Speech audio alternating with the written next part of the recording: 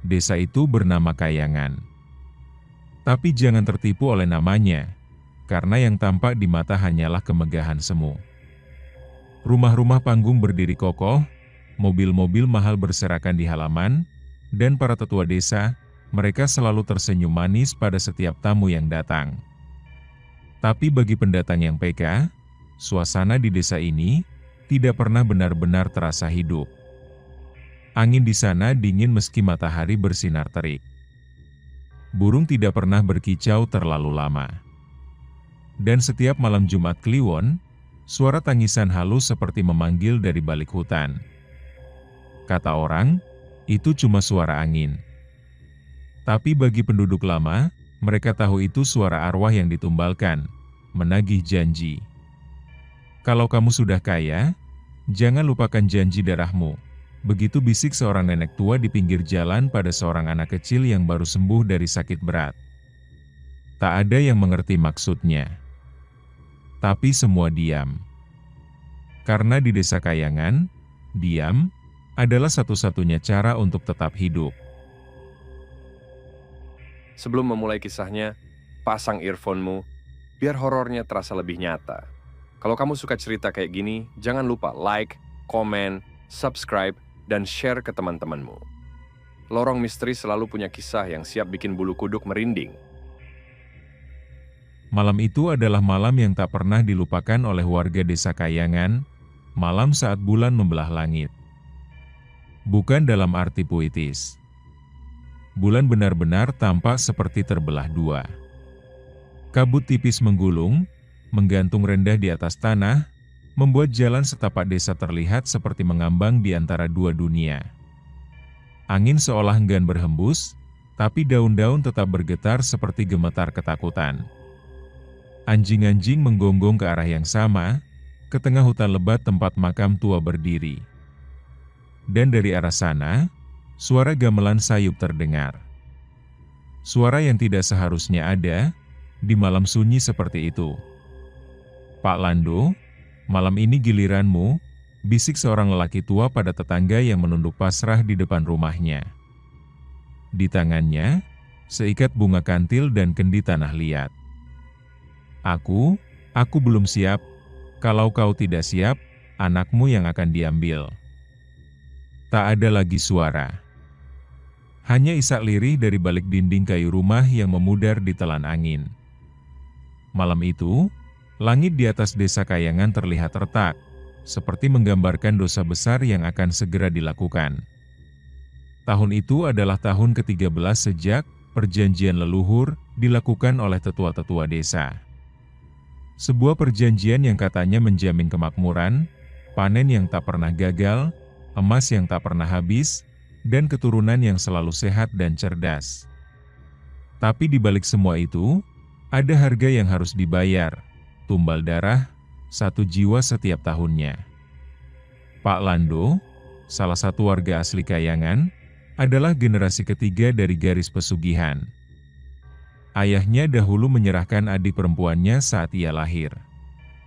Kini, giliran Lando untuk menjaga warisan itu tetap mengalir. Namun ia ragu. Anak sematawayangnya baru berusia 5 tahun, terlalu kecil untuk kehilangan seorang ayah. Tapi jika dia menolak, arwah leluhur akan mengambil sendiri tumbalnya. Pukul 2 dini hari, Lando berjalan ke tengah hutan, mengikuti jalur bunga kantil yang sudah ditabur sejak sore. Di tengah hutan, sebuah sumur tua berdiri seperti menunggu. Di bawah sinar bulan yang membelah langit, ia menunduk dan melihat bayangannya sendiri. Tapi bukan bayangannya yang tersenyum kembali, melainkan sosok perempuan tua bermata hitam pekat, tanpa bola mata, menatap dalam seolah ingin menelannya. "Kau datang, Lando, seperti ayahmu dulu," suara itu terdengar dari dalam sumur. Lando hanya diam, tangan gemetar memegang kendi.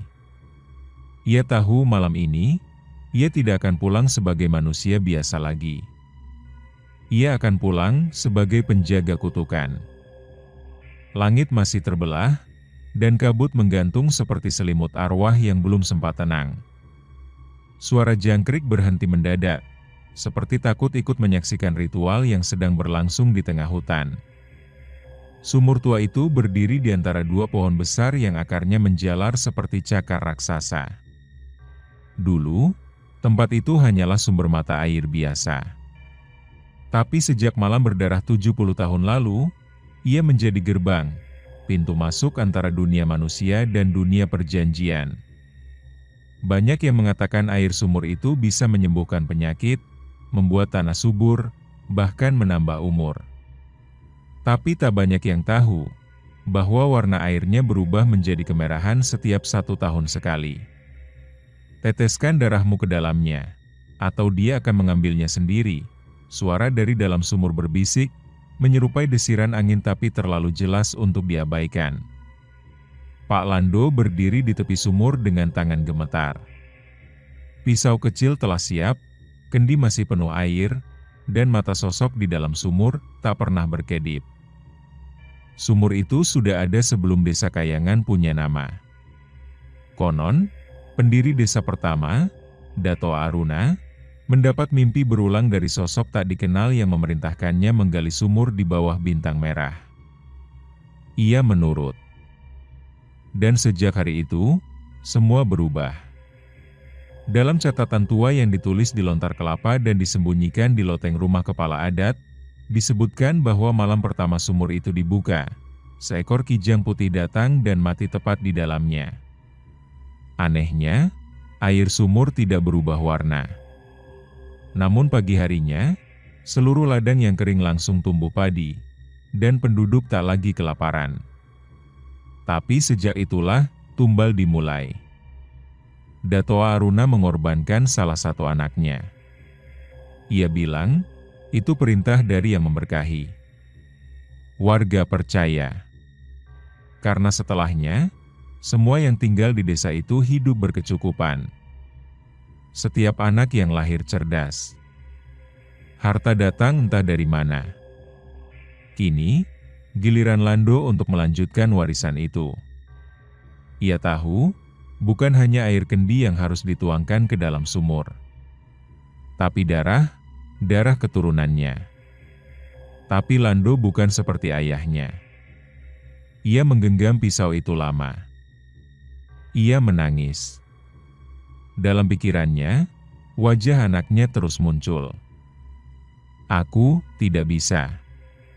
Aku tidak sanggup, bisiknya dengan suara bergetar. Kau tidak punya pilihan, ambil aku saja. Ambil nyawaku. Tapi jangan anakku. Tiba-tiba, kabut menebal. Akar-akar pohon seakan bergerak. Dari dalam sumur, tangan-tangan hitam menjulur naik. Bukan hanya satu, tapi banyak. Seperti jiwa-jiwa yang selama ini terkurung, kini menginginkan teman. Malam itu, suara Lando menghilang. Tidak ada yang tahu ia pergi kemana. Tapi esok paginya, sumur itu tertutup sendiri, dan airnya berubah merah pekat seperti darah. Di balik segala kekayaan yang dimiliki Desa Kayangan, ada satu nama yang tak pernah disebut lantang, Dato' Aruna. Leluhur yang dipercaya sebagai pendiri desa, sekaligus pencipta perjanjian darah yang kini mengikat 7 turunan. Di ruang tengah rumah adat, terdapat satu lukisan tua yang selalu ditutupi kain hitam. Tak seorang pun berani membuka kain itu. Bahkan kepala adat pun hanya menunduk setiap melewatinya. Konon katanya, siapapun yang menatap langsung mata dari lukisan itu, akan mendapat mimpi yang sama selama 7 malam berturut-turut. Sebuah mimpi tentang kesepakatan terlarang, darah manusia, dan suara dari balik tanah basah yang memanggil namanya. Jangan pernah sebut nama Dato'a saat malam hujan, bisik nenek tua pada cucunya yang hendak tidur. Kenapa, Nek? Karena dia belum mati. Dia cuma bersembunyi di antara kita. Dato' Aruna bukan sekadar pemimpin pertama Desa Kayangan. Ia adalah orang yang dipercaya telah melakukan perjanjian gaib dengan makhluk dari dimensi lain, sosok yang disebut Sang Penuntut Janji. Dalam lontar tua yang kini terkunci di lumbung desa, tertulis bahwa perjanjian itu akan membuat Datoa dan keturunannya kebal dari kemiskinan, penyakit, dan kematian, selama mereka terus memberikan tumbal 1 jiwa setiap tahun. Tapi ada satu hal yang tidak diketahui oleh warga, Datoa tidak benar-benar mati. Ia menghilang ke dalam sumur setelah memberikan tumbal terakhirnya, dan tubuhnya tidak pernah ditemukan. Namun sejak saat itu, setiap kepala adat yang naik jabatan akan bermimpi didatangi Datoa, dengan tubuh setengah manusia dan setengah tanah basah, matanya kosong namun tajam. Mimpi itu dianggap sebagai bentuk pelimpahan perjanjian, seperti kontrak yang diwariskan secara spiritual. Karena itulah, kepala adat selalu terlihat murung, berat menanggung beban yang tidak pernah diminta. Sebab siapapun yang mencoba keluar dari lingkaran kutukan itu akan mengalami kejadian mengerikan. Pada tahun 1997, seorang pemuda bernama Taufik, cucu dari kepala adat saat itu, mencoba kabur ke Makassar setelah menolak menyerahkan tumbal. Ia mengaku mimpi buruk itu terlalu nyata. 3 hari setelah ia kabur, mayatnya ditemukan tergantung di kamar hotel, dengan tanah merah di dalam mulutnya dan jari-jarinya mencengkeram potret tua, potret Datoa Aruna. Dia tetap hidup di dalam setiap keturunan kita, kata kepala adat waktu itu sambil menangis di tengah upacara pemakaman Taufik. Sejak saat itu, kepercayaan warga makin kuat bahwa Datoa masih ada. Ia bukan hanya arwah penasaran, tapi pemilik kontrak yang terus hidup di balik nama-nama keluarga yang kini menikmati kekayaan tanpa rasa bersalah. Di banyak desa, kepala adat dipilih lewat musyawarah, suara rakyat, atau warisan darah. Tapi di Desa Kayangan, yang menentukan bukan manusia. Bukan suara mayoritas, tapi arwah. Setiap 7 tahun sekali, saat bulan mati bersamaan dengan malam Selasa Kliwon, warga berkumpul di halaman rumah adat. Mereka duduk melingkar, mengenakan baju hitam, memegang kembang setaman dan dupa. Tak ada suara. Hanya alunan suara bambu ditabuh perlahan. Satu persatu, para calon kepala adat dipanggil masuk ke ruang utama, sendirian. Tanpa penerangan. Tanpa pendamping. Yang dipanggil akan mendapat mimpi. Dan yang terpilih akan diikuti oleh bayangan Datoa, ucap tetua tertua dengan suara bergetar. Bagi yang kembali keluar dengan mata berkaca-kaca, mereka selamat. Tapi yang kembali sambil tertawa, berarti tubuhnya sudah diisi. Pemilihan kepala adat di Desa Kayangan adalah rahasia yang tak boleh bocor keluar. Dalam kitab ritual desa, tertulis bahwa Datoa Aruna akan menghadiri pemilihan dan memilih langsung siapa yang dianggap pantas menjadi penerusnya, bukan untuk memimpin rakyat, tapi untuk melanjutkan kontrak kutukan. Pada pemilihan terakhir, 3 calon masuk ke ruang utama. 2 kembali dalam keadaan trauma. Tapi 1 kembali dengan senyum yang tidak sesuai dengan wajahnya. Namanya adalah Andi Ramasu, lelaki 42 tahun yang sehari-hari menjadi petani lada. Tak ada yang menyangka dialah yang akan terpilih. Tapi setelah malam itu, sesuatu berubah dalam dirinya. Ia menjadi pendiam. Tatapan matanya kosong. Tapi setiap kali ia berbicara, warga tunduk, bukan karena hormat, tapi karena takut. Kata-katanya berat, seakan bukan miliknya sendiri. Bahkan istrinya sendiri mengaku, suaminya tak lagi tidur.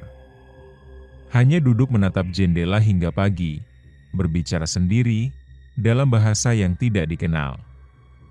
Kita harus mengadakan tumbal secepatnya. Tahun ini, waktunya dipercepat, ucap Andi Ramasu pada para tetua desa, hanya seminggu setelah dilantik. Para tetua terkejut. Biasanya tumbal dilakukan setiap akhir tahun, tapi ia meminta dilakukan lebih cepat. Tanpa alasan. Tapi tidak ada yang berani membantah. Karena sejak ia jadi kepala adat, burung gagak mulai muncul di sekitar sumur, dan petir sering menyambar walau langit cerah. Beberapa warga mulai curiga. Mereka diam-diam mengintip kepala adat dari balik pohon saat tengah malam. Mereka melihatnya berdiri menghadap sumur, berbicara pada sesuatu yang tak terlihat, dan mencelupkan tangannya ke dalam air yang kini berwarna kehitaman. "Kau telah memilihku, aku siap lanjutkan tugasmu," suara Andi terdengar lirih.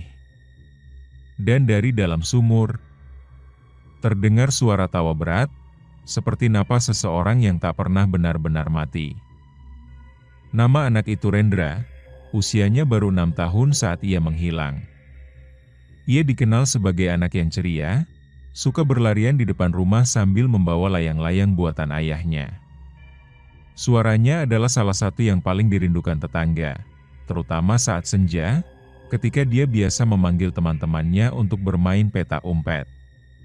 Tapi pada suatu malam sunyi, tanpa badai, tanpa suara, Rendra hilang. Tidak ada jejak, tidak ada jeritan. Hanya sehelai kaos kecil bergambar dinosaurus yang ditemukan di pinggir sumur tua yang membuat semuanya lebih aneh. Sehari setelah kepergiannya, namanya hilang dari kartu keluarga. "Bu, ini kakaknya." Tapi, anak ibu cuma 2. "Loh, seharusnya 3. Rendra belum tercatat ya?" "Maaf Bu, data dari pusat hanya 2. Tidak ada nama Rendra." Seketika, darah di wajah sang ibu surut. Bukan karena kehilangan, tapi karena dia tahu, Rendra tidak dihapus oleh sistem. Tapi oleh sesuatu yang lebih tua dari manusia, lebih kuat dari logika. Keluarga Rendra adalah keturunan dari garis keempat pesugihan. Ayahnya, Pak Baruga, adalah orang yang tidak pernah benar-benar setuju dengan perjanjian leluhur. Ia mencoba hidup jujur, bertani sendiri, menolak bantuan uang dari kepala adat, bahkan sempat pergi keluar desa untuk bekerja serabutan. Tapi tetap saja, ia tak bisa lepas dari garis darahnya. Tiap malam Jumat Kliwon, Rendra sering mengigau, menyebut nama seseorang yang tidak dikenal siapapun. "Ayah." Om Aruna datang lagi. Dia bawa mainan dari tanah. "Ayah, katanya aku diajak main sebentar di bawah sumur." Pak Baruga mulai gelisah. Ia menuliskan semua kejadian dalam sebuah buku harian tua, penuh dengan coretan panik, doa-doa yang ditulis ulang, dan gambar tangan kecil, tapi dengan kuku panjang dan hitam, seperti bukan milik anak manusia. 3 hari sebelum hilangnya Rendra, Pak Baruga menemui kepala adat, Andi Ramasu. "Saya tidak izinkan anak saya disentuh." "Bukan kamu yang izinkan. Sudah tertulis di darahmu." Setelah malam itu, Rendra hilang. Rumah Pak Baruga jadi sepi. Dan anehnya, semua warga tiba-tiba menganggap Rendra tidak pernah ada. Bahkan para guru di sekolah tempat Rendra belajar bilang, "Maaf, Pak. Tidak ada nama itu di daftar murid kami." Satu-satunya yang masih percaya Rendra pernah ada adalah ibunya. Ia masih menyiapkan piring ketiga setiap malam. Masih melipat baju kecil setiap pagi. Dan setiap malam, ia duduk di depan sumur, menatap dalam, memanggil pelan, "Nak, kamu belum makan, ya?" Tapi sumur hanya diam. Dan malam itu, bayangan anak kecil dengan tubuh basah terlihat duduk di atap rumah, menatap ibunya tanpa berkedip. Di bagian paling belakang desa Kayangan, tepat di bawah bukit yang jarang disentuh cahaya matahari, terdapat deretan nisan. Barisan batu nisan itu tidak pernah diberi bunga. Tidak ada peziarah. Tidak ada tahlilan. Karena kuburan itu bukan kuburan biasa. Mereka menyebutnya tanah pelipur dosa, tempat jenazah tumbal seharusnya dimakamkan, andai saja jasadnya benar-benar ada. "Kenapa tidak digali?" tanya anak kecil polos kepada kakeknya. Sang kakek hanya memeluk cucunya erat. "Karena kalau digali, kau takkan temukan siapapun. Tapi malam harinya, suara mereka akan datang ke rumahmu." Kuburan di Desa Kayangan bukan hanya tempat mengubur yang mati, tapi juga tempat mengubur rasa bersalah. Kuburan-kuburan itu dibuat setiap kali tumbal dilakukan, meski tubuh korban tak pernah benar-benar dikembalikan. Ritual pesugihan menelan korban ke dalam dimensi gelap.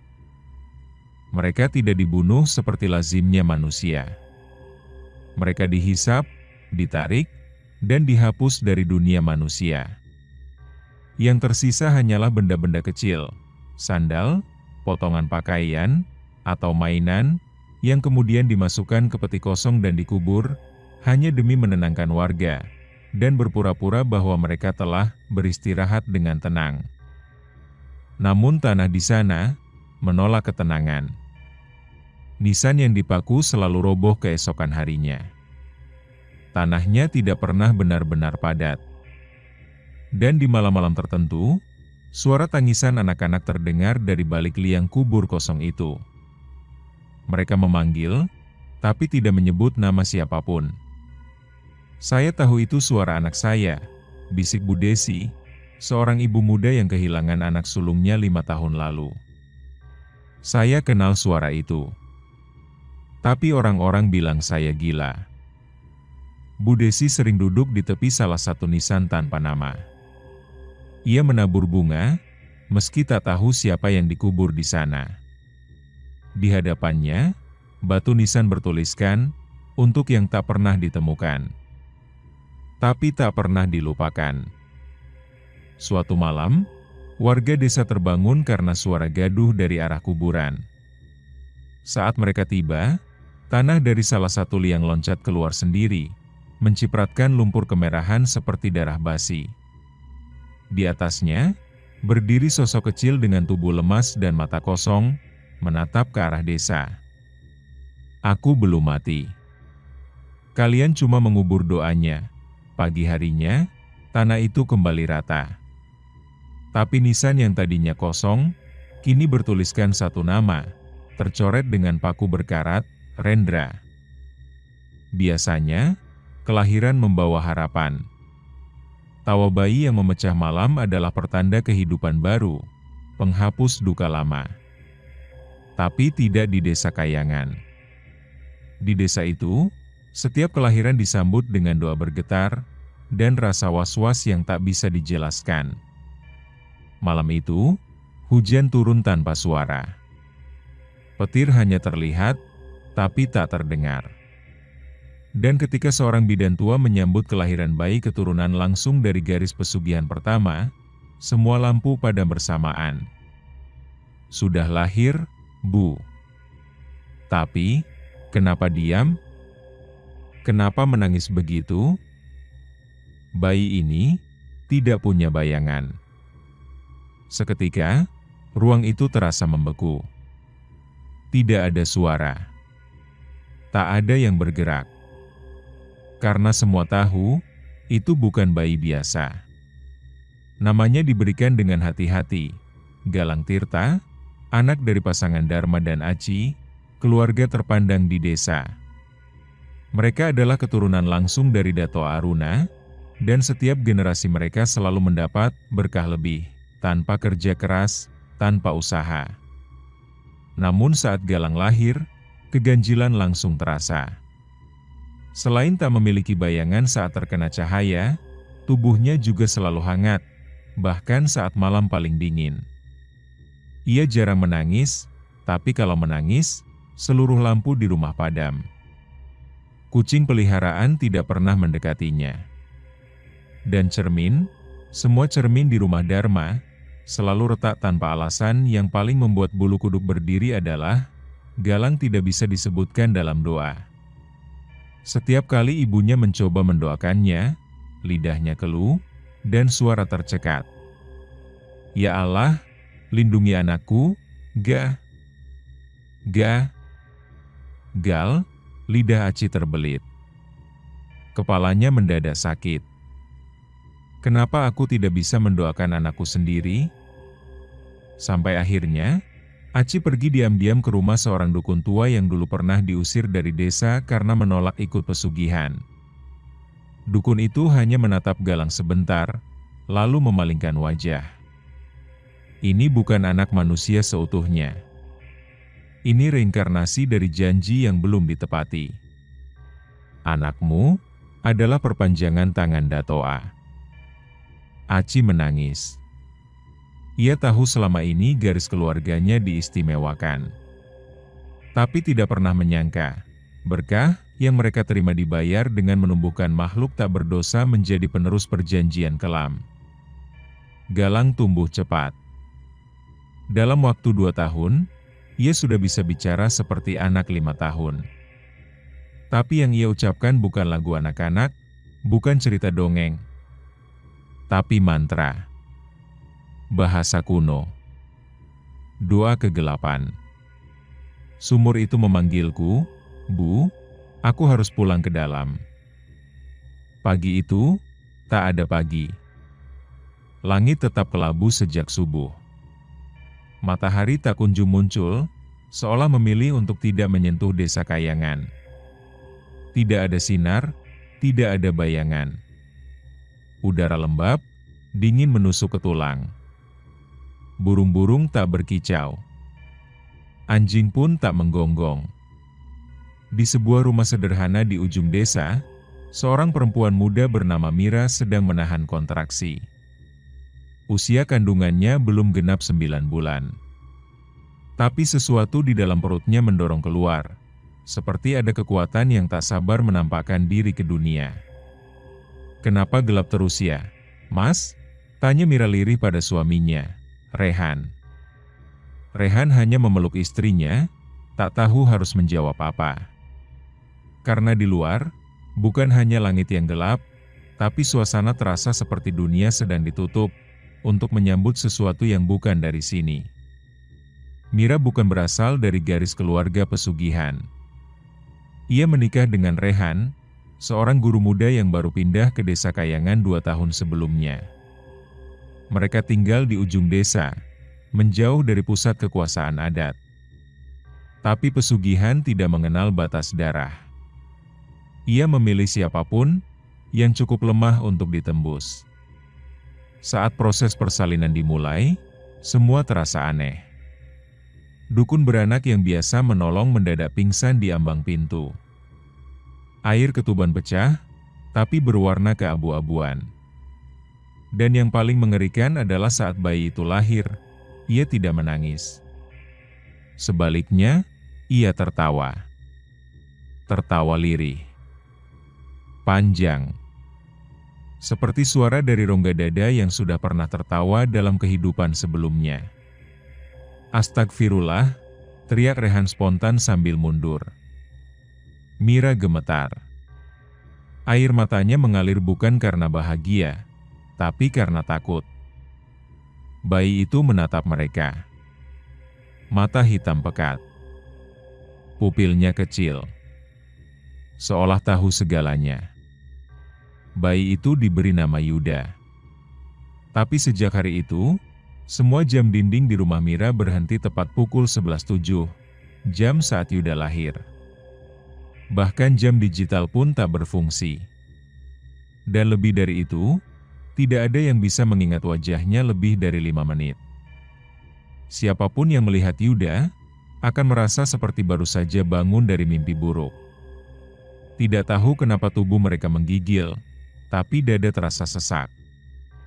Ketika Mira memeriksakan anaknya ke dokter di kota, hasil USG otaknya menunjukkan struktur yang tidak umum. Ada semacam luka hitam yang bentuknya seperti sumur spiral. Dokter bingung. Tapi Rehan tahu, itu bukan luka medis. Itu simbol yang pernah ia lihat di tengah makam pesugihan saat malam purnama. Anak kita bukan milik kita, bisik Mira suatu malam. Dia milik malam, dan malam itu tidak akan pernah berakhir. Dan benar, sejak kelahiran Yuda, Matahari tak pernah lagi bersinar terang di desa Kayangan. Langit selalu tertutup mendung, seperti sinar enggan menyentuh desa yang sudah menyambut satu makhluk dari kegelapan. Di tengah desa, berdiri rumah paling megah se-Kayangan. Dindingnya dari kayu jati, lantainya dari marmer dingin, dan mobil-mobil mewah berjejer rapi di garasinya. Mereka selalu punya makanan berlebih, pakaian termahal, bahkan kolam renang pribadi. Tapi, ada satu hal yang tak pernah terlihat dari keluarga itu. Senyuman. Wajah mereka kaku. Bahkan saat menyapa pun, bibir mereka hanya bergerak seperlunya. Tidak ada tawa, tak ada cerita. Anak-anaknya tidak pernah terdengar bermain. Istri dan suami hanya bicara seperlunya. Seolah dalam rumah itu, emosi adalah barang haram. Apa mereka bahagia, Bu? Mereka bukan bahagia, mereka selamat. Itu beda, Nak. Keluarga itu bernama keluarga Darwana. 5 bersaudara, kaya sejak kakek mereka ikut dalam ritual pesugihan pertama. Setiap generasi mereka dilahirkan tanpa celah, cerdas, sehat, dan kaya raya. Tapi semua anak di desa tahu, jangan bermain terlalu dekat ke rumah mereka. Bukan karena jahat, tapi karena mengganggu mereka, berarti mengganggu sesuatu yang mereka bawa. Setiap malam Jumat, seluruh lampu rumah Darwana padam. Mereka berkumpul di ruang tengah, duduk bersila di lantai. Di hadapan mereka, satu meja kecil dengan lilin menyala dan mangkuk berisi darah ayam hitam. Anak-anak mereka diajarkan untuk tidak bersuara selama 1 jam penuh, menunduk, dan memejamkan mata. Jika ada yang membuka mata sebelum waktunya, darah di mangkuk itu akan menghitam. Senyuman adalah bentuk kelemahan, ucap Pak Darwana suatu hari kepada anak sulungnya. Kalau kau tertawa, kau akan dipilih. Dan kau tahu apa artinya dipilih, bukan? Anak itu mengangguk. Ia tahu. 4 tahun lalu, adik bungsunya, Dira, tertawa saat menonton televisi. Tawa kecil, polos, seperti anak usia 7 tahun pada umumnya. Tapi malam itu, kamar Dira dipenuhi belatung keesokan paginya. Dan dia hilang. Tidak ada yang mencari. Tidak ada yang melapor ke polisi. Semua diam. Bahkan fotonya di ruang keluarga diambil. Tak ada upacara. Tak ada makam. Karena dia telah melanggar aturan, dan sudah diambil sebagai pengganti, ucap Pak Darwana kepada tetangga yang penasaran. Kini, anak-anak keluarga Darwana tumbuh dengan mata kosong. Mereka bicara seperti orang dewasa, tak pernah menangis meski terluka, dan tak pernah tersenyum meski diberi hadiah. Karena mereka tahu, setiap emosi adalah risiko. Dan lebih menakutkannya lagi, wajah mereka semua mulai mirip. Sama. Seperti sedang menjadi satu tubuh, satu roh, satu kontrak. Semenjak sumur tua di tengah hutan itu ditutup, warga desa Kayangan perlahan bisa bernapas lebih lega. Tak ada ritual tengah malam, tak ada tumbal mendadak. Seakan kutukan itu mulai mengendur. Tapi harapan itu ternyata hanya ilusi sementara. Pagi itu, Pak Ruslan, seorang pencari rotan yang biasa keluar saat fajar, melihat tanah di sekitar sumur mulai retak. Embusan udara panas keluar dari sela-sela bebatuan. Dan yang paling membuat lututnya lemas adalah penutup kayu yang selama ini menyegel sumur itu telah terbelah 2. Seolah diangkat dari dalam. Pak, jangan dekati sumur itu. Kau tahu, yang di bawah sana sudah lama menunggu pintu dibuka lagi. Selama 30 tahun terakhir, sumur tua itu dianggap sudah diamankan. Atas perintah kepala adat sebelumnya, mulut sumur disemen dan ditutupi papan tebal dari kayu ulin. Tapi warga tahu, itu hanya menunda, bukan menghapus kutukan. Karena sesuatu yang dikurung tanpa penyelesaian akan kembali dengan cara lebih kejam. Malam setelah penemuan itu, seluruh desa mencium bau busuk menyengat, campuran darah basi, tanah lembab, dan sesuatu yang seperti daging membusuk. Anjing-anjing menggonggong tak henti ke arah bukit, dan bayi-bayi menangis bersamaan di jam yang sama, pukul 1.13 dini hari. Keesokan harinya, para tetua desa datang ke lokasi. Di sana mereka menemukan sesuatu yang tidak pernah mereka lihat sebelumnya. Di sekeliling sumur, terdapat jejak kaki manusia kecil, tapi terbalik. Tumitnya di depan, jari-jari di belakang. Dan dari dalam sumur, terdengar suara ketukan. 3 kali. Pelan, dalam ritme yang membuat kepala nyeri seketika. Sumur ini tidak dibuka oleh manusia, ucap Pakalua, tetua tertua desa. Yang di dalamnya sudah bangun. Dan dia lapar. Warga panik. Beberapa meminta kepala adat menutupnya kembali. Tapi malam harinya, pakunya tercabut sendiri. Papan penutup terlempar sejauh 10 meter. Dan lumpur hitam mulai merembes ke sekitar tanah. Salah satu anak yang bermain dekat sana, ditemukan kaku, bibirnya membiru, dan lidahnya hilang. Sejak saat itu, setiap malam ada bisikan dari arah sumur. Warga yang bermimpi melihat anak-anak kecil berjalan masuk ke dalam sumur sambil tertawa, tubuh mereka perlahan larut dalam air hitam, namun suara tawanya makin nyaring. Ini bukan sekadar sumur. Ini pintu. Dan kita telah membiarkan pintu itu dibuka oleh tangan yang tak lagi manusia. Di pemakaman tua yang dikelilingi pohon bambu reot, terdapat satu liang yang selalu terbuka. Warga sudah mencoba menutupnya berkali-kali. Namun setiap pagi, tanahnya kembali tergali. Papan nama terus-menerus tercabut. Bunga yang diletakkan di atasnya layu dalam satu malam, bukan karena waktu, tapi karena disentuh sesuatu yang tak terlihat. Makam itu milik seorang gadis remaja bernama Lastri. Dulu, dia dikenal sebagai anak paling ceria di desa. Tapi pada usia 17, ia hilang. Tanpa jejak. Tanpa kabar. Dan ketika keluarga mencoba memakamkan jasad tanpa tubuh, hanya pakaian terakhir yang ia kenakan, makam itu menolak menutup. Kau tidak bisa mengubur yang belum selesai, karena Lastri belum menerima kematiannya. Lastri adalah anak tunggal keluarga biasa, bukan keturunan pesugihan. Tapi dia bersahabat dekat dengan anak dari keluarga garis ketiga, Nia, yang keluarganya sangat kaya dan terpandang. Pada suatu malam, keluarga Nia dijadwalkan memberikan tumbal. Namun kali ini, mereka menginginkan ketenangan lebih, jadi mereka memilih untuk mengorbankan seseorang di luar garis darah. Seseorang yang tidak akan dicari, yang bisa digantikan hanya dengan diam dan uang.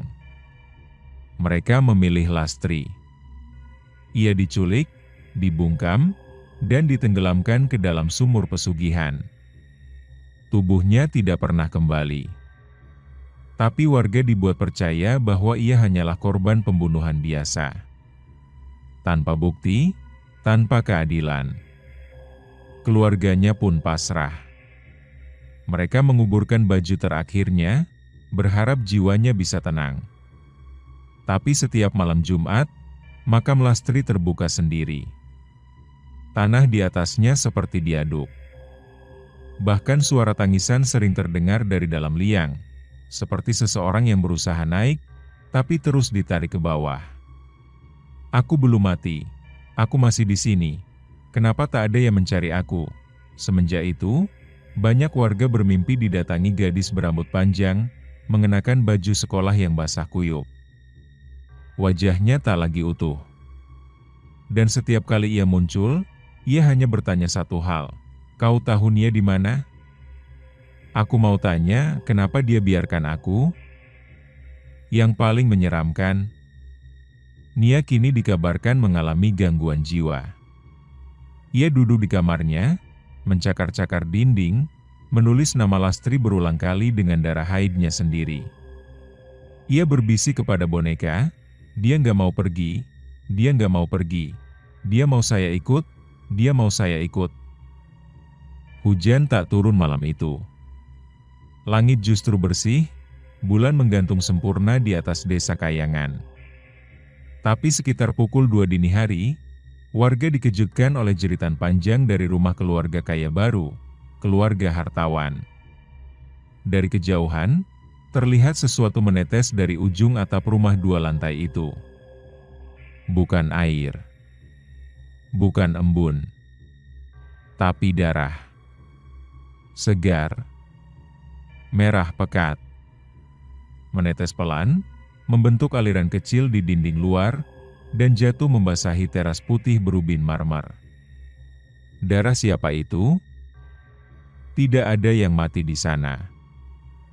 Tapi, kenapa dindingnya menulis sendiri? Tepat di atas jendela kamar utama, darah membentuk satu kalimat, "Bayarnya belum cukup." Keluarga hartawan adalah pendatang dari luar Sulawesi. Mereka baru 3 tahun tinggal di desa Kayangan setelah membeli lahan luas di bagian timur. Dalam waktu singkat, mereka mendirikan rumah mewah, membuka usaha besar, dan hidup serba berlimpah. Tapi tidak ada yang tahu bahwa Pak Hartawan diam-diam mendatangi kepala adat dan menawar jalur pesugihan, ingin percepatan kekayaan untuk usahanya. Ritual disetujui, tapi dengan tumbal jiwa sebagai syarat. Pak Hartawan menolak memberikan anggota keluarga. Sebagai gantinya, ia membayar dengan uang, banyak sekali uang, dan meyakinkan diri bahwa uang bisa membeli segalanya, termasuk kontrak gaib. Untuk beberapa waktu, hidupnya berjalan lancar. Tapi malam itu, semuanya berubah. Darah pertama muncul di atap kamar anak bungsunya, Nabila. Lalu di langit-langit ruang makan. Lalu di dalam lemari es. Tapi tidak ada satupun mayat. Tidak ada luka. Hanya bau amis dan lengket menyebar ke seluruh rumah. "Saya sudah bayar," teriak Pak Hartawan histeris. "Kalian bilang cukup. Kalian bilang sudah cukup." Tetapi istri dan anak-anaknya hanya mematung. Mata mereka kosong, tubuh mereka membeku dalam posisi tidur, seolah jiwanya sedang tidak di sana. Dan ketika Pak Hartawan membuka kembali ruang bawah tanah tempat ritual pertama dilakukan, ia melihat sebuah mangkuk besar batu tempat ia dulu menaruh uang, kini berisi organ tubuh manusia yang tidak dikenali, masih berdetak. Di sampingnya, secari kertas lusuh dengan tulisan tangan Dato' Aruna, "Harta bisa kau minta, tapi bayaran selalu nyawa. Jika bukan darah keluargamu, maka keluargamu yang akan ditukar." Sejak malam itu, satu persatu anggota keluarga hartawan mulai hilang. Tidak pernah ditemukan. Tidak ada bekas. Tidak ada suara. Hanya baju mereka tertinggal di tempat tidur, terlipat rapi, basah oleh darah. Malam di desa Kayangan selalu sunyi, tapi tidak pernah benar-benar tenang. Angin selalu berbisik, ranting pohon selalu bergetar, dan dari arah pemakaman tua, warga sering mendengar suara tawa. Tawa berat, lambat, seperti suara dada tua yang penuh lendir dan nyeri. Kadang diselingi batuk, kadang seakan menyebut nama orang-orang yang masih hidup. "Itu suara siapa, Pak?" Jangan jawab kalau dia manggil. Jangan tengok kalau dia ketawa, karena siapapun yang menoleh, tidak akan kembali dengan utuh. Sosok itu disebut warga sebagai Toto Bisu, meskipun dia tertawa setiap malam. Ia muncul duduk bersila di atas salah satu nisan tak bernama, mengenakan jas lusuh berwarna krem dan celana batik. Wajahnya tirus, penuh keriput. Tapi matanya, merah menyala seperti bara, dan giginya berwarna hitam kelam, seakan sudah membusuk tapi tetap utuh. Konon, ia dulunya adalah penyambung lidah Dato Aruna, orang pertama yang membuat perjanjian pesugihan pada tahun 1947. Ia berjanji menjaga makam tumbal dan memastikan seluruh tagihan dari pesugihan dibayar tepat waktu. Tapi sejak ia meninggal pada 1975, jasadnya tidak pernah ditemukan. Hanya pakaian dan topinya tertinggal di ruang ritual desa. Namun mulai tahun ini, ia kembali muncul. Duduk di pemakaman tua setiap malam Jumat, tertawa sambil menggoyang-goyangkan lonceng kecil di tangan kirinya. Lonceng itu dipercaya sebagai penanda waktu bayar tumbal. Hahaha. Rahayu, belum bayar ya? Anaknya udah umur 5 tuh, waktunya ditukar. Hahaha. Baruga, rumahmu baru, tapi belum setor darah ya? Yang lebih menyeramkan, warga yang namanya disebut oleh suara itu, satu persatu mulai jatuh sakit tanpa sebab. Anak-anak mereka ketakutan setiap malam, mengigau, dan menggambar wajah tua dengan mata merah di tembok rumah. Seorang pemuda iseng pernah mencoba mendekatinya untuk menegur. Tapi begitu ia menyentuh bahu sosok itu, tangan kirinya membusuk keesokan harinya. Seperti direndam di air bangkai selama seminggu. Dan pada malam bulan mati, warga menyaksikan sendiri sosok Toto Bisu menghilang perlahan di balik nisan, seperti asap diserap tanah. Tapi tawanya masih bergema. Lama. Menggelegar. Hingga terdengar ke dalam mimpi. Setiap desa pasti punya letak, koordinat, nama jalan. Tapi desa Kayangan berbeda. Cobalah ketik di Google Maps, tidak ada. Bahkan tanda jalan menuju ke sana seperti menghilang setelah kilometer tertentu. Peta berubah jadi hijau kosong. Tanpa jalan. Tanpa titik. Padahal aku pernah ke sana, loh, tapi sekarang, mobilku muter-muter di peta, gak ada rute keluar, karena Kayangan bukan sekadar desa.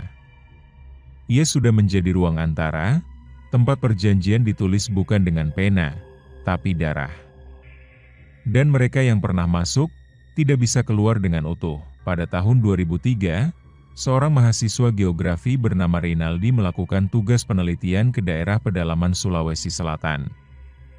Ia mendengar soal desa bernama Kayangan dari cerita rakyat, tapi tidak ada yang bisa menunjukkan petanya secara akurat. Dengan bantuan warga lokal, ia akhirnya tiba dan menginap selama seminggu. Namun saat pulang, sesuatu ganjil terjadi. File GPS miliknya rusak. Koordinat yang ia simpan berubah jadi simbol-simbol aneh, dan video dokumentasi yang ia ambil hanya memperlihatkan kabut putih, serta suara bisikan yang tidak bisa diidentifikasi. Saya yakin saya memotret rumah, sawah, orang-orang, tapi semua filenya hanya awan. Tidak ada bentuk. Saat Reynaldi mengunggah tulisan tentang Kayangan ke blognya, sehari kemudian blog itu menghilang. Bahkan domainnya tidak bisa ditemukan kembali. Teman-temannya yang pernah melihat arsip itu mengaku mengalami mimpi buruk yang sama, sebuah jalan panjang, lurus, tanpa ujung, dengan suara lonceng kecil di kejauhan. Yang paling mengerikan, beberapa tahun kemudian, 2 petugas sensus nasional mencoba mengarsipkan ulang desa-desa di wilayah itu. Namun saat sampai di lokasi yang seharusnya ada desa Kayangan, mereka hanya menemukan hamparan hutan dan kabut. Tapi, aku kesini dulu waktu kecil. Desa itu ada. Kenapa sekarang cuma pohon? Kepala desa setempat hanya berkata lirih, kalau tempat itu menolak dicatat, berarti yang tinggal di sana bukan untuk diingat. Kini, satu-satunya penanda fisik Kayangan hanyalah peta tua dari zaman Belanda, dengan catatan, desa ini dikunci oleh sumpah. Jangan paksa dibuka. Setiap anak seharusnya punya momen spesial. Hari lahir yang dirayakan, kue ulang tahun, pelukan hangat, dan nyanyian sederhana. Tapi tidak di desa Kayangan. Di sana, ada anak-anak yang tak pernah tahu kapan mereka dilahirkan. Tidak ada perayaan. Tidak ada tanggal. Tidak ada ucapan selamat. Bu, aku ulang tahunnya kapan? Ibunya hanya tersenyum kaku, matanya berlinang. Kamu gak usah ulang tahun, nak. Kamu cukup hidup aja, karena sebagian dari mereka tidak pernah benar-benar lahir sebagai manusia. Semenjak perjanjian pesugihan generasi keempat, terjadi fenomena aneh di desa Kayangan. Lahirnya anak-anak tanpa catatan kelahiran. Dokumen mereka tidak tercatat di bidan, tidak ada akta, bahkan warga sekitar tidak pernah melihat proses persalinannya. Mereka disebut sebagai anak perjanjian, hasil dari kontrak yang ditandatangani oleh keluarga pesugih ketika mereka menolak menyerahkan tumbal, tapi tetap ingin menurunkan garis kekayaan. Anak-anak ini tumbuh cepat. Dalam 3 bulan sudah bisa berjalan. Dalam 2 tahun, sudah lancar berbicara. Tapi setiap kali ulang tahun mereka ingin dirayakan, hal buruk selalu terjadi. Kue tiba-tiba membusuk dalam hitungan detik. Listrik padam. Suara tangisan terdengar dari dalam lemari. Salah satu anggota keluarga mimisan dan kejang-kejang. Bahkan salah satu kasus, ayah dari anak itu tiba-tiba hilang keesokan harinya, hanya meninggalkan sendal berdarah. Seorang tetua desa berkata, mereka lahir bukan lewat rahim, tapi lewat doa gelap. Dan tanggal lahir mereka adalah tanggal tumbal ditolak. Kalau kau rayakan, maka tumbalnya harus dibayar langsung. Warga pun mulai takut. Anak-anak ini tumbuh dalam kesepian, penuh pertanyaan, dan perlahan menjadi dingin. Mereka tidak tertawa, tidak menangis. Dan setiap malam menjelang tanggal 30 setiap bulan, mereka terlihat duduk di depan jendela, menatap bulan, seolah mendengar sesuatu memanggil. Aku tahu, hari lahirku bukan untuk dirayakan, tapi kapan aku akan kembali dipanggil? Beberapa orang tua mencoba menyembunyikan tanggal sebenarnya. Tapi kutukan selalu menemukan jalannya. Karena darah yang lahir dari perjanjian tidak butuh kalender, ia hanya menunggu waktu yang tepat untuk menagih. Tanah pemakaman di desa Kayangan tidak pernah benar-benar diam. Jika kau datang saat hujan baru berhenti, dan berdiri di depan makam-makam lama, terutama yang tidak diberi batu nisan, kadang kau bisa dengar isakan. Pelan. Parau. Seperti suara wanita yang menahan sakit. Bukan fisik, tapi batin. Aku belum selesai. Jangan tutup. Jangan kunci aku di dalam, karena sebagian ibu di desa itu sudah dikubur jasadnya. Tapi jiwanya masih menunggu keluar. Menunggu diminta maaf. 3 makam yang jadi pembicaraan warga terletak di sudut pemakaman tua. Ditandai dengan batu kasar dan bunga yang selalu layu dalam semalam. Ketiga makam itu milik Ibu Saminah, Ibu Yuli, dan Ibu Rasti, 3 perempuan yang selama hidup dikenal sebagai dermawan, sering memberi makan warga miskin, menyumbang ke musala, dan menyekolahkan anak-anak yatim. Namun setelah mereka meninggal, satu persatu orang mulai bermimpi buruk. Dalam mimpi, terlihat ketiga ibu itu berdiri di pinggir sumur pesugihan dengan wajah tertutup selendang. Tubuh mereka membusuk, tapi mulutnya terus bergerak, berbisik pada anak-anak mereka. Kembalikan doa yang kau pakai. Itu bukan milikmu. Ternyata, selama ini ketiga ibu tersebut terlibat sebagai pemohon utama dalam ritual pesugihan. Mereka menyerahkan bukan tubuh, tapi jiwa mereka sendiri. Mereka rela tubuh mereka kelak dikuburkan, asalkan keluarga mereka tidak akan pernah miskin 7 turunan. Kalau aku bisa bikin anak-anakku kaya walau jiwaku ditahan, aku rela. Begitu isi catatan harian milik Ibu Saminah, ditemukan di balik almari tua oleh cucunya. Tapi ternyata, kontraknya tidak selesai karena jiwa mereka terus tertahan. Tidak bisa menyatu dengan tanah. Tidak diterima langit, ditolak bumi. Pada malam tertentu, suara-suara dari dalam makam terdengar jelas, "Aku ingin istirahat," katakan padanya, "Jangan terus pakai berkah dari dosa ini." Warga mulai takut.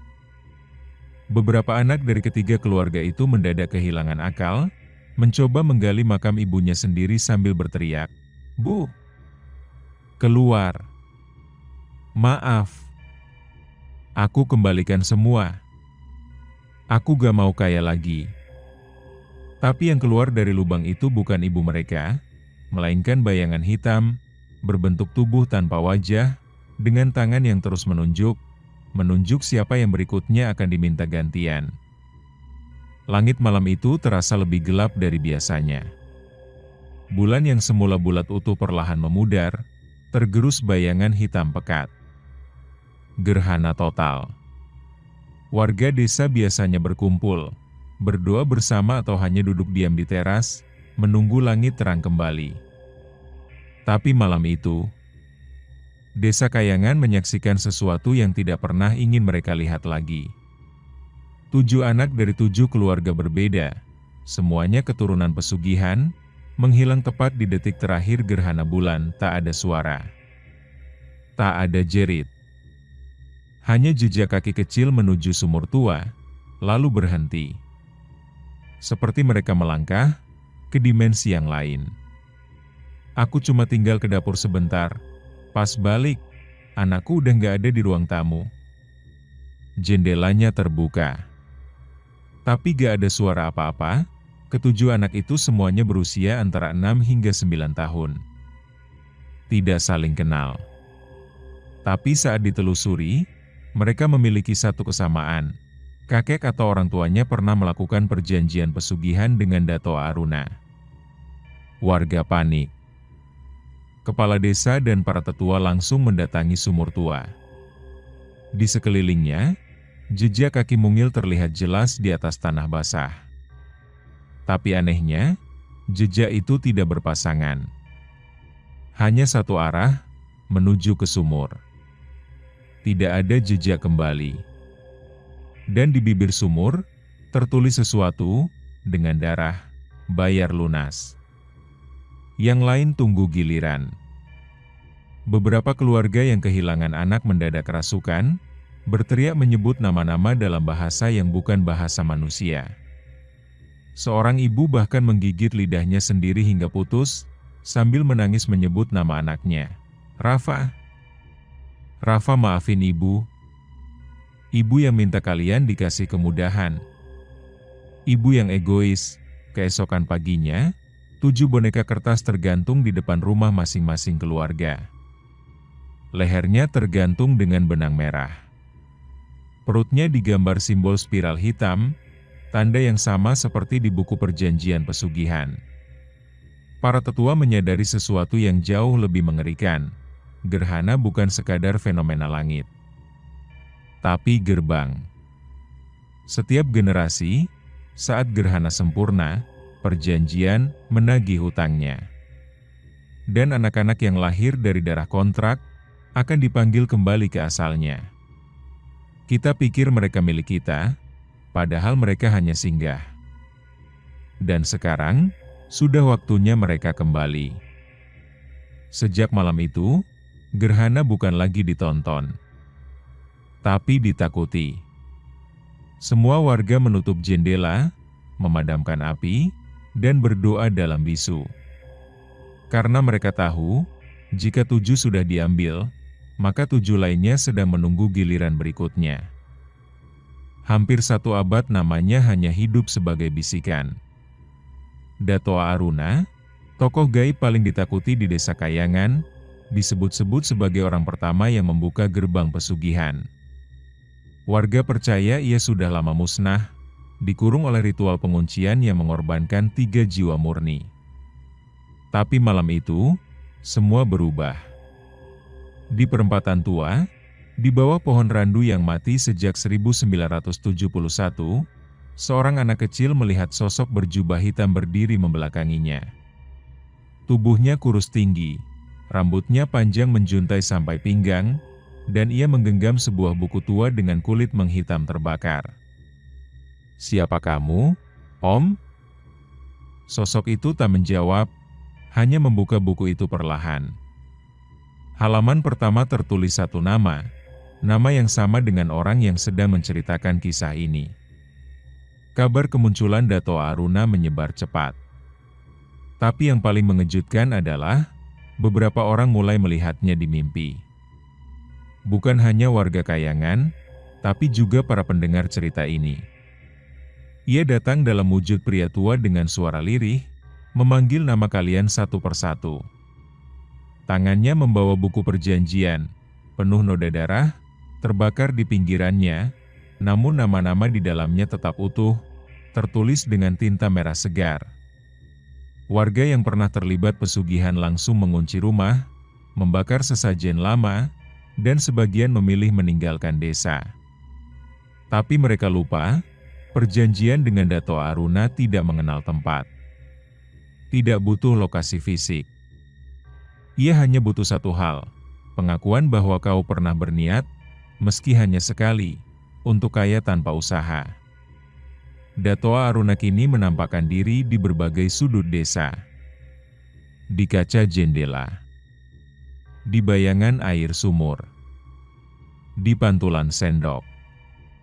Ia tersenyum lebar, giginya berbaris rapi seperti paku-paku kecil berkarat. 1 generasi lagi, katanya. 1 tanda tangan terakhir, dan Kayangan akan utuh kembali. Yang mengerikan, banyak anak muda desa mulai merasa tertarik. Merasa tak adil karena dilahirkan miskin, lelah melihat keluarga sengsara, dan tergoda janji kekayaan tanpa batas. Mereka mulai mencari buku hitam, dan membisikkan keinginan mereka di malam Jumat Kliwon. Dan disinilah kejutan terakhir dimulai. Dalam narasi ini, Dato' Aruna muncul bukan sebagai cerita, tapi sebagai karakter yang menembus batas antara kisah dan kenyataan. Ia menatap lurus ke arah pembaca atau pendengar, dan membuka halaman terakhir buku perjanjiannya. Tertulis jelas, nama berikutnya adalah, kamu yang sedang menyimak cerita ini sampai selesai. Setiap kisah butuh akhir. Tapi tidak semua akhir bisa ditulis. Karena di Desa Kayangan, penutup bukan berarti selesai. Sebagian nama telah ditebus. Sebagian nyawa telah dikorbankan. Tapi selama masih ada 1 orang saja yang tergoda, maka kisah ini akan terus berulang. Aku pikir semua sudah lunas, tapi ternyata pesugihan itu menyimpan harga yang lebih mahal dari sekadar darah, karena harga terakhir bukan tentang nyawa, tapi tentang siapa yang akan menuliskan cerita ini berikutnya. Desa Kayangan kini tampak sepi. Rumah-rumah kosong. Sumur tua ditutup lagi dengan semen dan doa. Buku hitam dikunci dalam peti besi dan dikubur dalam upacara khusus. Warga yang tersisa hidup dengan sunyi. Mereka tidak saling menyapa. Tidak bicara tentang masa lalu. Seolah mencoba melupakan semua. Tapi tidak bisa, karena malam itu, 1 suara terdengar dari arah makam tua. Tuliskan kisah ini, supaya aku tetap hidup. Salah satu pemuda desa, yang tidak pernah terlibat dalam pesugihan, ditemukan duduk termenung di depan buku kosong. Tinta merah menetes dari jarinya. Ia tak sadar, tapi tangannya menulis sendiri. Ia menulis ulang seluruh cerita pesugihan 7 turunan. Kata demi kata. Darah demi darah. Dan di halaman terakhir buku itu, tercatat, cerita ini akan terus ditulis oleh mereka yang mendengarnya dengan utuh. Maka berhati-hatilah, jika kau masih menyimak sampai titik ini, mungkin kamu bukan hanya pembaca, tapi penerus. Waktu berlalu. Kamera ponsel mati dengan sendirinya. Suara-suara dari rekaman mulai terdistorsi. Nama, Kayangan, kembali muncul di kolom pencarian Google, tapi lokasinya pindah. Bukan lagi di Sulawesi, tapi di tempat yang lebih dekat. Mungkin di sekitar tempat tinggalmu. Atau, di dalam hatimu yang menyimpan keinginan tak terucap untuk kaya secepat mungkin. Pesan moralnya adalah, setiap kemewahan tanpa perjuangan selalu membawa bayangan. Dan setiap bayangan akan menuntut cahaya yang kau ambil darinya. Jangan pernah menginginkan sesuatu terlalu mudah, karena mungkin kau sedang mengetuk pintu ke dunia yang tidak akan pernah mengizinkanmu kembali. Terima kasih sudah mendengarkan kisah ini sampai habis. Jangan lupa like, komen, subscribe, dan share ke teman-temanmu. Lorong Misteri akan selalu punya kisah yang siap bikin bulu kuduk merinding. Dan jika mau request judul cerita, silahkan komen di kolom komentar di bawah. Kami akan buatkan untuk kalian.